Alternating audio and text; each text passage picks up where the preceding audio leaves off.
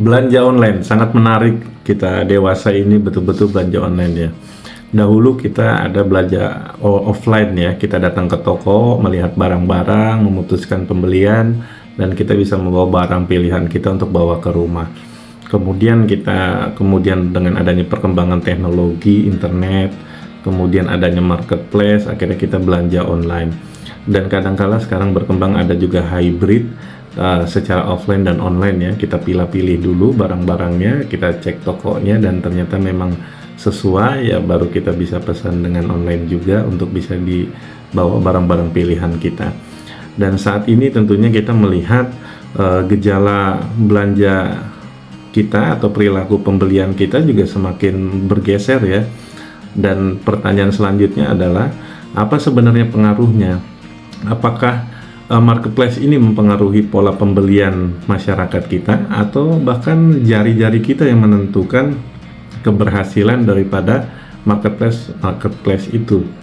Dan ini pertanyaan yang menurut saya menggelitik ya, karena saya nggak yakin kalau para ibu-ibu atau anak-anak muda yang membeli secara belanja online melalui marketplace yang tentunya bisa dilakukan di mana saja dan kapan saja, dan tentunya kebanyakan juga dilakukan pada saat-saat kita istirahat di luar jam kerja, atau bisa juga kita sedang liburan untuk memesan-mesan barang sesuai dengan hari-hari atau momentum-momentum yang disediakan pada hari-hari belanja nasional misalkan, atau ada promo-promo yang berdasarkan tanggal-tanggal, atau ada paket-paket menarik yang dihadirkan marketplace tersebut.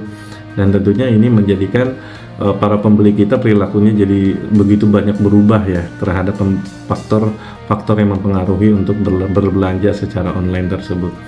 Dan saya ingin menggarisbawahi bahwa sebenarnya kita dalam membeli barang-barang itu tentunya kita harus ada beberapa kunci utama yang harus kita perhatikan. Pertama, kalau kita membeli produk-produk kebutuhan kita itu, apakah itu membesarkan marketplace-nya atau membesarkan UMKM-nya.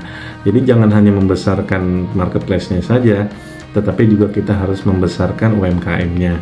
Bolehlah kita membeli produk-produk yang sekiranya tanda petik kalau punya uang lebih, tentunya kita bicara tentang gaya hidup mewah, membeli barang-barang yang lebih luks. Tentunya kita membeli barang-barang bisa jadi barang-barang impor, barang-barang yang menengah ke atas, dan tentunya itu segmen terbatas yang bisa dibeli oleh segmen kelompok tertentu.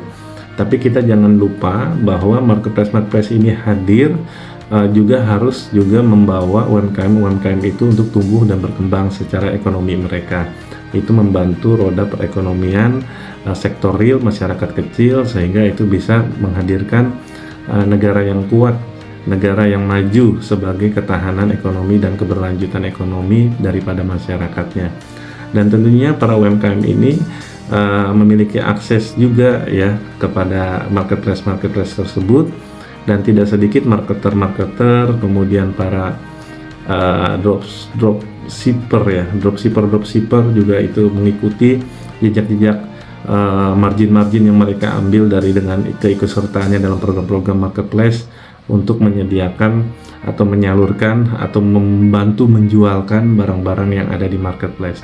Dari segala macam kegiatan-kegiatan ekonomi tersebut, tentunya satu lagi saya mau garis bawahi bahwa dengan adanya marketplace, tentu warung-warung kecil yang tentunya kita biasa dulu offline datang ke toko-toko tersebut, ternyata sekarang banyak ditinggalkan. Kita juga jangan lupa ya, kalau sekiranya kita bisa beli barang-barang yang ada di sekitar kita, di warung-warung dekat kita, cobalah lebih baik membeli barang-barang di warung-warung kecil yang ada di sekitar kita. Ya, itu memang nanti bisa membantu tetangga kita yang punya warung, membantu lingkungan sekitar kita yang mempunyai warung, dan itu bisa membantu ekonomi mereka tumbuh dan berkembang. Tidak harus semuanya harus dibeli secara online. Dan barang-barang yang mudah ditemui, barang-barang sehari-hari, tentunya juga belinya ya tentunya di warung-warung terdekat saja, dan itu membantu ekonomi mereka. Lapak-lapak kecil yang tentunya itu ditinggalkan juga kebanyakan, itu juga harus jangan sampai kita pinggirkan atau kita lupakan, karena mereka adalah salah satu segmen masyarakat yang tentunya butuh perhatian khusus. Mereka tidak mungkin mengakses dengan pengetahuannya, atau mungkin juga dengan akses ke marketplace yang berkurang. atau mungkin juga tidak mempunyai gadget, tidak mempunyai internet, data, pakai data dan seterusnya itu, ya tentunya kita harus merangkul mereka, juga memperhatikan mereka, jangan sampai ditinggal begitu saja. Perilaku pembelian ini juga harus digarisbawahi bahwa bagi para kelas menengah terutama ini ya, tentunya kita harus bijak dalam membeli sesuatu di marketplace. Bukan berarti tidak harus atau tidak usah gitu ya membeli barang-barang di marketplace, tetapi kita juga harus memperhatikan bagaimana produk-produk pilihan kita itu. Kalau memang ada di warung, ya belilah di warung. Kalau misalkan ada di situ lebih murah tapi juga ada ongkir, ya free ongkir juga ada, tetapi atau mungkin COD atau segala macam itu, ya tentunya juga harus memperhatikan hal-hal ketersediaannya gitu ya. Ketersediaan yang ada tentunya di warung-warung sekitar kita lebih diutamakan, walaupun harganya mungkin memang agak sedikit lebih mahal, tapi kita lebih lihat adalah benefit yang diterima daripada pemilik warung tersebut juga bisa terbantukan akibat daripada perilaku membeli kita mengutamakan warung di sekitar kita. Dan catatan yang lebih penting lagi dari semua ini adalah perilaku belanja kita yang berubah ini tentunya kita harus maknai sebagai sebuah jalan konsumsi nasional kita ya. Kalau bisa sih dirubah gitu ya. Kita harus menjadi pemeran dalam menjadi penjual ya, atau menjadi pengusaha, atau menjadi UMKM.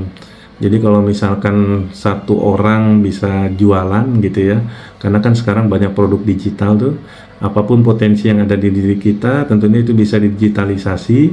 Apapun yang bisa kita lakukan, jualan apapun baik jasa atau non jasa, itu semua bisa digitalisasi dan itu bisa dijual dengan teknologi yang sudah ada tersedia. Ya bisa entah lewat YouTube, bisa lewat medsos, ataupun bisa lewat manapun gitu ya, akses kanal-kanal teknologi yang bisa kita gunakan. Dan tentunya dengan kita menciptakan produk dari produk yang sederhana, yang setengah agak sulit gitu ya, butuh pengolahan, butuh proses, atau mungkin butuh produksi yang begitu massal, itu juga bisa dilakukan dengan sesuai kondisi dan kebutuhan yang ada pada diri kita masing-masing. Intinya kita harus memenuhi kreativitas kita di pasar market kita sendiri di Indonesia, sehingga tidak hanya kita berperan sebagai konsumtif, tetapi kita juga berperan sebagai produsen dari produk-produk kita sendiri, ataupun produk-produk yang kita bantu jual dari saudara-saudara kita, keluarga kita, atau tetangga kita bantu jual, sehingga kita mendapatkan juga keuntungan usaha kecil-kecilan, pendapatan daripada membantu jual-jualan tersebut. Dan kembali lagi, kita sekali lagi untuk bisa berperan aktif dalam perdagangan di domestik kita sendiri, sehingga kita bisa menjadi negara yang tidak hanya pasar konsumtif, tetapi adalah produsen bagi pasar kita sendiri, sehingga dari kita, oleh kita, dan untuk kita beli, ya kita produksi, kita beli juga, dan itu akan ada perputaran roda ekonomi yang begitu dahsyat yang ada berputar di dalam domestik hingga 80% gitu ya, untuk kepentingan masyarakat kita sendiri.